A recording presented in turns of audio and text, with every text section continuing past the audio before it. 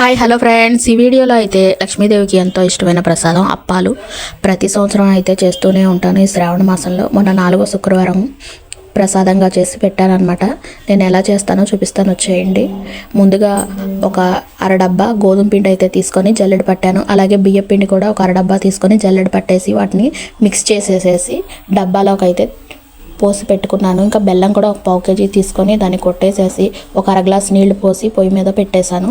ఇలాల్చి అలాగే ఒక చిటికెడు ఉప్పు ఎగుడు కొట్టకుండా ఉంటుందని చెప్పేసి వేసేసి బాగా పాకం వచ్చేంతవరకు ఉంచక్కర్లా, బెల్లం కరిగితే చాలు. ఇంకా స్టవ్ ఆఫ్ చేసేసి పిండిని అయితే పోసేసి గంటితో బాగా కలిపేశాను అనమాట.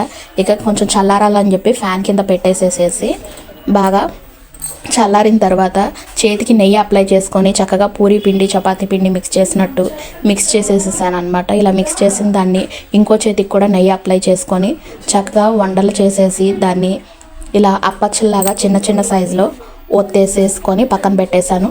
ఇదిగోండి, డీప్ ఫ్రైకి సరిపడా ఆయిల్ అయితే పోస్తున్నాను. ఇంకా వేడవ్వగానే ఆయిల్ ఇంక ఈ ఫ్రై చేయడానికి అని చెప్పేసి ఒక్కొక్కటి ఆయిల్లో వేసేసేసి బాగా డీప్ ఫ్రై చేశాను అటు ఇటు. ఇంకా దాన్ని ఇంకో గంటితో తీసుకొని చక్కగా ఒత్తేసేసేసాను. ఇదిగోండి, ఈ సైజులో వస్తే రెడ్గా కాలిస్తే చాలు. ఇంకా తయారైపోయినాయి. ఇంకా అన్నీ అయిపోయిన తర్వాత ఇంకా దేవుడికి దీపారాధన అయితే చేసేసుకొని తర్వాత ఇంకా నేను కూడా ప్రసాదాన్ని టేస్ట్ చేస్తున్నాను. చాలా బాగా వచ్చినాయి. సింపుల్గా ఇంట్లో మనం చేసుకొని అమ్మవారికి ప్రసాదంగా పెట్టుకోవచ్చు. అలాగే పిల్లలకి స్నాక్స్ కూడాను బాగుంటాయి ఇవి. మీరు కూడా ట్రై చేయండి. అలాగే ఒక లైక్ చేయండి. నెక్స్ట్ వీడియోలో కలుద్దాం. Bye friends, bye.